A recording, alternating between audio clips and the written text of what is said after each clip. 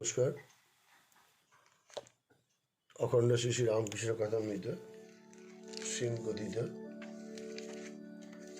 তব কথামৃতং তপ্ত জীবনং কবির্ভীদং কল্মষাপহম শ্রবণমঙ্গলং শ্রীমদাততং ভুবি জ্ঞান্তি যে পুরিদা জনা।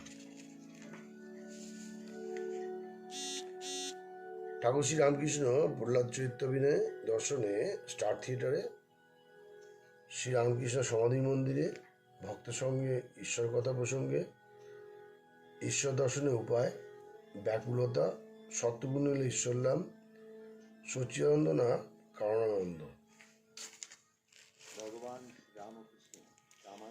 ঠাকুর শ্রীরামকৃষ্ণ প্রহ্লাদ চরিত্র অভিনয়ের দর্শনে স্টার থিয়েটারে প্রথম পরিচ্ছদ শ্রীরামকৃষ্ণ সমাধি মন্দিরে পৃষ্ঠা 711।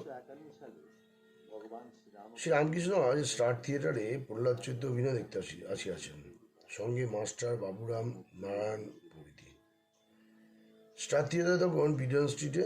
এই রঙ্গমঞ্চে পরে এমারলন থিয়েটার ও ক্লাসিক থিয়েটারে অভিনয় সম্পন্ন হইত। আজ রবিবার 30 অগ্রহায়ণ কৃষ্ণা দ্বাদশী তিথি 14 ডিসেম্বর 1884 খ্রিস্টাব্দ। শ্রীরামকৃষ্ণ একটি বাক্সে উত্তরাশ্র হইয়া বসিয়া আছেন, রঙ্গালয়ে আলোকাকীর্ণ। কাছে মাস্টার বাবুরাম নারায়ণ বসিয়া আছেন, গিরিশ আসিয়াছেন। অভিনয় এখন আরম্ভ হয় নাই। ঠাকুর গিরিশের সঙ্গে কথা কইতেছেন।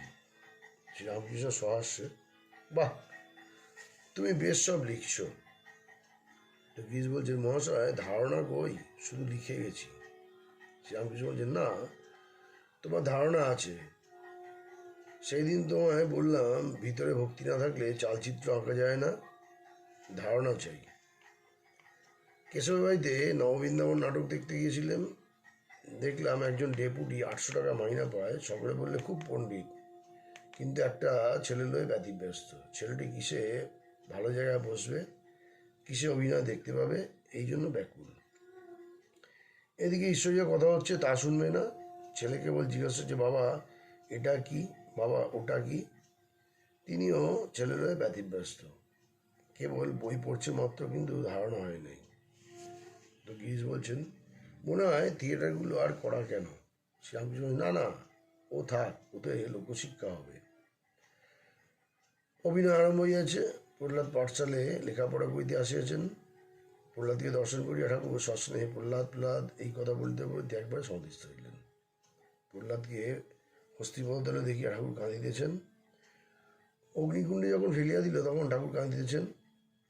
গোলকে লক্ষ্মীনারায়ণ বসিয়া আছেন, নারায়ণ প্রহ্লাদের জন্য ভাবিতেছেন। এই দৃশ্য দেখিয়া ঠাকুর আবার সমাধিস্থ হইলেন। দ্বিতীয় পরিচ্ছদ ভক্ত সঙ্গে ঈশ্বর কথা প্রসঙ্গে। ঈশ্বর দর্শনের লক্ষণ ও উপায় 3 প্রকার ভক্ত। রঙ্গালয় গিরিশ যে ঘরে বসেন, সেখানে অভিনয়ান্তে ঠাকুরকে লইয়া গেলেন। গিরিশ বললেন, বিবাহ বিভ্রাট কি শুনিবেন? ঠাকুরের, না, প্রহ্লাদ চরিত্রের পর ওসব কি। আমি তাই গোপালুরের দলকে বলেছিলাম, তোমরা শেষে কিছু ঈশ্বরীয় কথা বলো। বেশ ঈশ্বরের কথা হচ্ছিল, আবার বিবাহ বিভ্রাট, সংসারের কথা, যা ছিলুম তাই হলুম। আবার সেই আগেকার ভাব এসে পড়ে। ঠাকুর গিরিশ আদি সহিত ঈশ্বরীয় কথা কইতেছেন। গিরিশ বলতেছেন, মহাশয় কীরকম দেখলেন? শ্রীরামকৃষ্ণ বলছেন, দেখলাম সাক্ষাৎ তিনিই সব হয়েছেন। যারা সেজেছে তাদের দেখলাম সাক্ষাৎ আনন্দময়ী মা। যারা গোলকে রাখাল সেজেছে তাদের দেখলাম সাক্ষাৎ নারায়ণ, তিনিই সব হয়েছেন। তবে ঠিক ঈশ্বর দর্শন হচ্ছে কি না তার লক্ষণ আছে। একটি লক্ষণ আনন্দ, সংকোচ থাকে না। যেমন সমুদ্র উপরে হিল্লোল কল্লোল, নিচে গভীর জল। যার ভগবান দর্শন হয়েছে সে কখনো পাগলের ন্যায়, কখনো পিশাচের ন্যায়, সূচি অসুচি ভেদ জ্ঞান নেই, কখনো বা জড়ের ন্যায়, কেননা অন্তর্বাহির ঈশ্বরকে দর্শন করে অবাক হয়ে থাকে। কখনো বালকের ন্যায়, আঁট নাই, বালক যেমন কাপড় বগলে করে বেড়ায়। এই অবস্থা কখনো বাল্যভাব, কখনো পৌগণ্ডভাব ফষ্টিনষ্টি করে, কখনো যুবার ভাব, কখনো কর্ম করে, লোকশিক্ষা দেয়, তখন সিংহতুল্য। জীবের অহংকার আছে বলে ঈশ্বরকে দেখতে পায় না। মেঘ উঠলে আর সূর্য দেখা যায় না, কিন্তু দেখা যাচ্ছে না বলে কি সূর্য নাই? সূর্য ঠিক আছে। তবে বালকের আমি এতে দোষ নেই, বরং উপকার আছে। শাক খেলে অসুখ হয়, কিন্তু হিঞ্চে শাক খেলে উপকার হয়। হিঞ্চে শাক শাকের মধ্যে নয়, মিষ্টির মধ্যে নয়। অন্য মিষ্টিতে অসুখ করে, কিন্তু মিষ্টিতে কফ দোষ করে না। তাই কেশব সেনকে বলেছিলাম, আর বেশি তোমায় বললে দল থাকবে না। কেশব ভয় পেয়ে গেল। আমি তখন বললাম, বালকের আমি, দাস আমি, এতে দোষ নাই। যিনি ঈশ্বর দর্শন করেছেন তিনি দেখেন যে ঈশ্বরই জীবজগৎ হয়ে আছেন, সবই তিনি। এরই নাম উত্তম ভক্ত। গিরিশ সহাস্যে, সবই তিনি, তবে একটু আমি থাকে, কব দোষ করে না। শ্রীরামকৃষ্ণ সহাস্য বলছেন, হ্যাঁ, ওতে হারি নাই, ওই আমিটুকু সম্ভোগের জন্য। আমি একটি, তুমি একটি হলে আনন্দ ভোগ করা যায়, সেব্য সেবকের ভাব। আবার মধ্যম ধাকের ভক্ত আছে, সে দেখে যে ঈশ্বর সর্বভূতে অন্তর্যামী রূপে আছেন। অধম ধাকের ভক্ত বলে ঈশ্বর আছেন, ওই ঈশ্বর অর্থাৎ আকাশের ওপরে। সকলে হাস্য। গোলকে রাখাল দেখে, কিন্তু গোলকে রাখাল দেখে, আমার কিন্তু বোধ হয় সেই ঈশ্বরই হয়েছেন। যিনি ঈশ্বর দর্শন করেছেন তার ঠিক বোধ হয় ঈশ্বরই কর্তা, তিনি সব করেছেন। তো গিরিশ বলছেন, মহাশয়, আমি কিন্তু ঠিক বুঝেছি, তিনি সব করেছেন। শ্রীরামকৃষ্ণ বলছেন, আমি বলি, মা, আমি যন্ত্র, তুমি যন্ত্রী, আমি জ্বর, তুমি চেতয়িতা। যেমন করাও তেমনি করি, যেমন বলাও তেমনি বলি। যারা অজ্ঞান তারা বলে, কতক আমি করেছি, কতক তিনি করেছেন। কর্মযোগে চিত্তশুদ্ধি হয়, সর্বদা পাপ কি হয়টুকু ভক্তি। গিরিশ বলছেন, মহাশয়, আমি কি আর করেছি, আর কর্মই বা কেন? শ্রীরামকৃষ্ণ বলছেন, না গো, কর্ম ভালো। জমি পাট করা হলে যা রুইবে তাই জন্মাবে, তবে কর্ম নিষ্কামভাবে করতে হয়। পরমহংস দুই প্রকার, জ্ঞানী পরমহংস আর প্রেমী পরমহংস। যিনি জ্ঞানী তিনি আত্মসার, আমার হলেই হলো। যিনি প্রেম, যেমন সুখদেবাদী, ঈশ্বরকে লাভ করে আবার লোকশিক্ষা দেন। কেউ আমকে মুখটি পুছে ফেলে আর 5 জনকে দেয়। কেউ পাতকুয়া খুঁড়বার সময় ঝুড়ি কোদাল আনে, খোঁড়া হয়ে গেলে ঝুড়ি কোদাল ওই পাতকুতেই ফেলে দেয়। কেউ ঝুড়ি কোদাল রেখে দেয় যদি পাড়ার লোকের কারুর দরকার লাগে। সুখদেবাদী পরের জন্য ঝুড়ি কোদাল তুলে রেখেছিলেন। গিরিশের প্রতি, তুমি পরের জন্য রাখবে। গিরিশ বলছেন, আপনি তবে আশীর্বাদ করুন। শ্রীরামকৃষ্ণ বলছেন, তুমি মার নামে বিশ্বাস করো, হয়ে যাবে। গিরিশ বলছেন, আমি যে পাপী। শ্রীরামকৃষ্ণ বলছেন, যে পাপ সর্বদা করে সে সারা পাপী হয়ে যায়। গিরিশ বলছেন, মহাশয়, আমি যেখানে বসতাম সে মাটি অশুদ্ধ। শ্রীরামকৃষ্ণ, সে কি, 1000 বছরের অন্ধকার ঘরে যদি আলো আসে, সে কি একটু একটু করে আলো হয়, না দপ করে আলো হয়? গিরিশ বলছেন, আপনি আশীর্বাদ করলেন। শ্রীরামকৃষ্ণ বলছেন, তোমার যদি আন্তরিক হয়, আমি কি বলবো, আমি খাই দাই আর নাম করি। গিরিশ বলছেন, আন্তরিক নাই, কিন্তু ওটুকু দিয়ে যাবেন। শ্রীরামকৃষ্ণ বলছেন, আমি কি, নারদ, সুখদেব, এরা হতেন তো। গিরিশ বলছেন, নারদাদি তো দেখতে পাচ্ছি না, সাক্ষাৎ যা পাচ্ছি। শ্রীরামকৃষ্ণ সহাস্য বলছেন, আচ্ছা, বিশ্বাস। কিয়ৎক্ষণ সকলে চুপ করিয়া আছেন, আবার কথা কইতেছেন। তো গিরিশ বললেন, একটি সাধ, অহেতুকু ভক্তি। শ্রীরামকৃষ্ণ বলছেন, অহেতুকু ভক্তি ঈশ্বর কোটির হয়, জীব কোটির হয় না। সকলে চুপ করিয়া আছেন। ঠাকুর আনমনে গান ধরিলেন, দৃষ্টি ঊর্ধ্বপানে। শ্যামাধন কি সবাই পায়, কালীধন কি সবাই পায়, অবোধ মন বোঝে না এদিকে দায়। শিবেরই অসাধ্য সাধন, মন মা যেন রাঙা পায়। ইন্দ্রাদি সম্পদ সুখ তুচ্ছ হয়, যে ভাবে মায়। সদানন্দ মুখ ভাসে, শ্যামা যদি ফিরে চায়। যোগীন্দ্র মুনীন্দ্র ইন্দ্র যে চরণ ধ্যানে না পায়, নির্গুণে কমলাকান্ত তবু সে চরণ চায়। গিরিশ বলছেন, নির্গুণে কমলাকান্ত তবু সে চরণ চায়।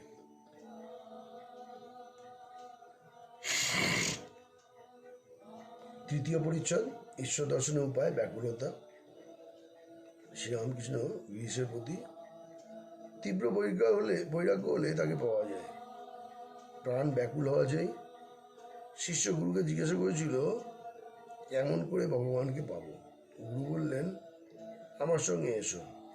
এই বলে একটা পুকুরে লয়ে গিয়ে তাকে চুপিয়ে ধরলেন। খানিক পরে জল থেকে উঠিয়ে আনলেন ও বললেন, তোমার জলের ভিতর কিরকম হয়েছিল? শিষ্য বললে, প্রাণ আঁটুমাটু করছিল, যেন প্রাণ যায়। গুরু বললেন, দেখো, এইরূপ ভগবানের জন্য যদি তোমার প্রাণ আঁটুপাটু করে তবেই তাকে লাভ করবে। তাই বলি, তিন টান একসঙ্গে হলে তবে তাকে লাভ করা যায়। বিষয়ের টান, বিষয়ের প্রতি টান, সতী পতিতে টান, আর মায়ের সন্তানেতে টান। এই তিন ভালোবাসা একসঙ্গে করে যদি কেউ ভগবানকে দিতে পারে তাহলে তৎক্ষণাৎ সাক্ষাৎকার হয়। ডাক দেখি মন ডাকার মতন কেমন সমা থাকতে পারে, তেমন ব্যাকুল হয়ে ডাকতে পারলে তার দেখা দিতেই হবে। জ্ঞানযোগ ও ভক্তিযোগের সমন্বয়, কলিকালে নারদীয় ভক্তি। সেদিন তোমায় যা বললুম, ভক্তির কি মানে কি না, কায় মনোবাক্যে তার ভজনা। কায় অর্থাৎ হাতের দ্বারা তার পূজা ও সেবা, তা পায়ে তার স্থানে যাওয়া, কানে তার ভগবত শোনা, নাম গুণকীর্তন শোনা, চক্ষে তার বিগ্রহ দর্শন, মন অর্থাৎ সর্বদা তার ধ্যান চিন্তা করা, তার লীলাস্মরণ মনন করা, বাক্য অর্থাৎ তার স্তব স্তুতি, তার নাম গুণকীর্তন এইসব করা। কলিতে নারদীয় ভক্তি, সর্বদা তার নাম গুণকীর্তন করা। যাদের সময় নাই তারা যেন সন্ধ্যা সকালে হাততালি দিয়ে এক মনে হরিবোল বলে তার ভজনা করে। ভক্তির আমিতে অহংকার হয় না, অজ্ঞান করে না, বরং ঈশ্বর লাভ করিয়ে দেয়। এই আমির মধ্যে নয়, যেমন হিঞ্চে শাকের মধ্যে নয়। অন্য শাকে অসুখ হয়, কিন্তু হিঞ্চে শাক খেলে পিত্তনাশ হয়, উল্টে উপকার হয়। মিষ্টির মধ্যে নয়, অন্য মিষ্টি খেলে অপকার হয়, মিষ্টি খেলে অম্বল নাশ হয়। নিষ্ঠার পর ভক্তি পাকলে ভাব হয়, আর ভাব ঘনীভূত হলে মহাভাব হয়, সর্বশেষে প্রেম রজ্জুস্বরূপ। প্রেম হলে ভক্তের কাছে ঈশ্বর বাধা পড়েন আর বাড়াতে পারেন না, সামান্য জীবের ভাব পর্যন্ত হয়। ঈশ্বর কোটি না হলে মহাভাব প্রেম হয় না, চৈতন্যদেব হয়েছিল। জ্ঞানযোগ কি? যে পথ দিয়ে স্বরূপকে জানা যায়, ব্রহ্মই আমার স্বরূপ, এই পথ। প্রহ্লাদ কখনো স্বরূপে থাকতেন, কখনো দেখতেন আমি একটি তুমি একটি, তখন ভক্তিভাবে থাকতেন। হনুমান বলেছিল, রাম, কখন দেখি তুমি পূর্ণ আমি অংশ, কখন দেখি তুমি প্রভু আমি দাস। আর রাম যখন তত্ত্বজ্ঞান হয় তখন দেখি তুমি আমি তুমি। গিরিশ বলছেন, আহা, সংসারে কি ঈশ্বর লাভ হয়? শ্রীরামকৃষ্ণ বলছেন, সংসারে হবে না কেন, তবে বিবেক বৈরাগ্য চাই। ঈশ্বর বস্তু আর সব অনিত্য, দুদিনের জন্য, এই পাকা বোধ চাই। উপরে ভাসতে হবে না, ডুব দিতে হবে। এই বলিয়া ঠাকুর গান গাইতেছেন, ডুব ডুব ডুব রূপসাগরে আমার মন, তলাতল পাতাল খুঁজলে পাবি রে প্রেম রত্নধন। আরেকটি কথা, কামাদি কুমিরের ভয় আছে। গিয়ে বলছেন, জমের ভয় কিন্তু আমার নাই। শ্রীরামকৃষ্ণ বলছেন, না, কামাদি কুমিরের ভয় আছে, তাই হলুদ মেঘে ডুব দিতে হয়। বিবেক বৈরাগ্য রূপ হলুদ। সংসারে জ্ঞান কারু হয়, তাই দুই যোগী কথা আছে, গুপ্তযোগী ও ব্যক্তযোগী। যারা সংসার ত্যাগ করেছে তারা ব্যক্তযোগী, তাদের সকলে চেনে। গুপ্তযোগীর প্রকাশ নাই, যেমন দাসী সব কর্ম করছে কিন্তু দেশের ছেলেপুলের দিকে মন পড়ে আছে।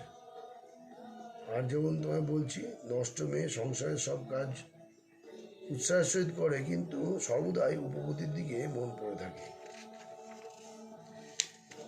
বিবেক বৈরাগ্য বড় কঠিন।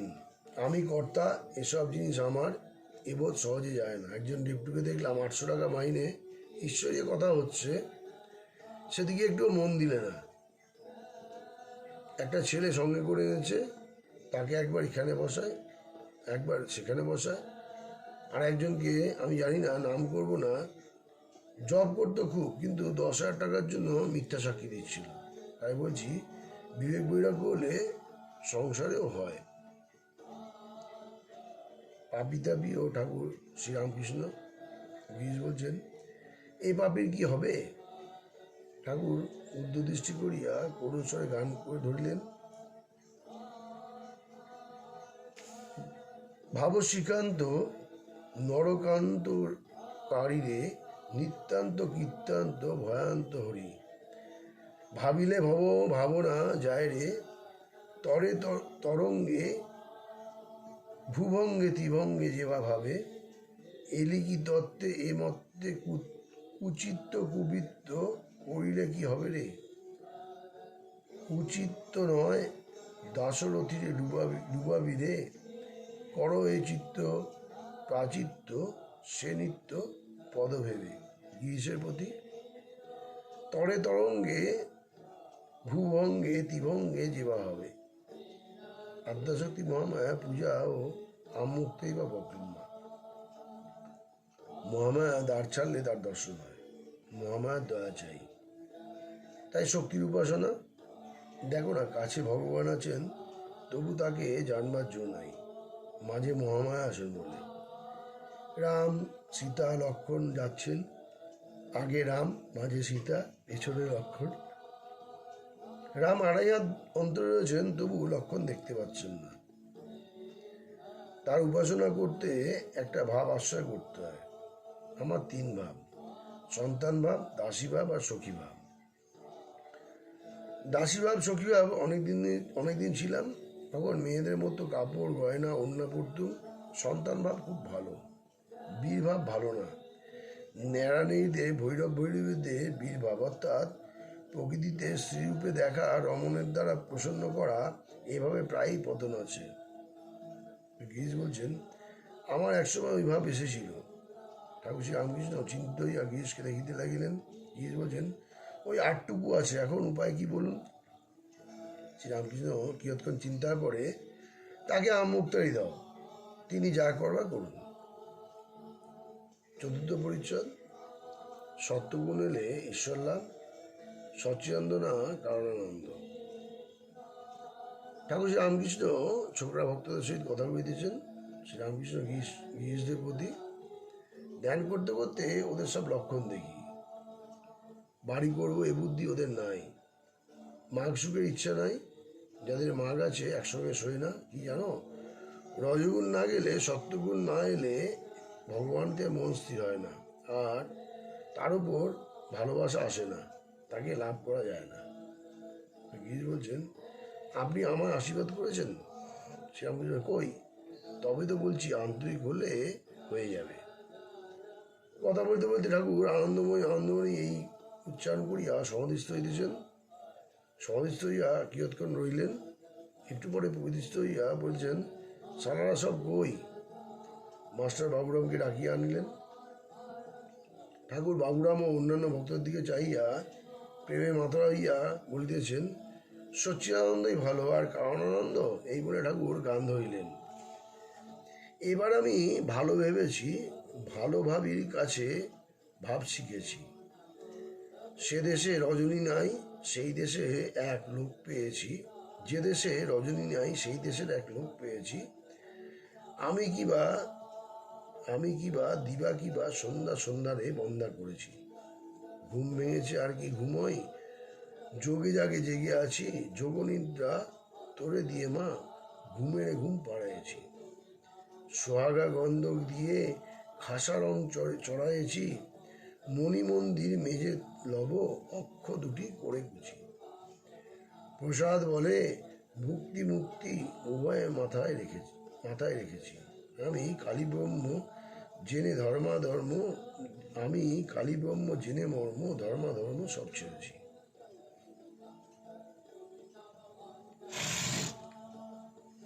ঠাকুর আবার গান ধরলেন, গয়া গঙ্গা প্রবাসধি, কাশী কাঞ্চি কেবা যায়, কালী কালী বলে আমার অজপা যদি ফুরায়। ত্রিসন্ধ্যা যে বলে কালী, পূজা সন্ধ্যা সে কি চায়, সন্ধ্যা তার সন্ধানে ফেরে, কবু সন্ধি নাহি পায়। কালী নামের কত গুণ কে বা জানতে পারে তাই, দেবাদিদেব মহাদেব যার পঞ্চমুখে গুণ গায়। দানব্রত যজ্ঞ আদি আর কিছু না মনে হয়, মদনের যাগযজ্ঞ ব্রহ্মময়ী ডাঙা পায়। আমি মার কাছে প্রার্থনা করতে করতে বলেছিলাম, মা আর কিছু চাই না, আমায় শুদ্ধা ভক্তি দাও। গিরিশের সান্ত্বনা দেখিয়া ঠাকুর প্রসন্ন হইয়াছেন আর বলিতেছেন, তোমার এই অবস্থা ভালো, সহজ অবস্থা উত্তম অবস্থা, সহজ অবস্থায় উত্তম অবস্থা। ঠাকুর নাট্যালয়ে ম্যানেজারের ঘরে বসিয়া আছেন। একজন আসিয়া বললেন, আপনি বিবাহ বিভ্রাট দেখবেন, এখন অভিনয় হচ্ছে। ঠাকুর গিরিশকে বলিতেছেন, এ কি করলে, প্রহ্লাদ চরিত্রের পর বিবাহ বিভ্রাট, আগে পায়েস মুন্ডি তারপর সুক্তনি। দয়াসিন্ধু শ্রীরামকৃষ্ণ বারবনিতা।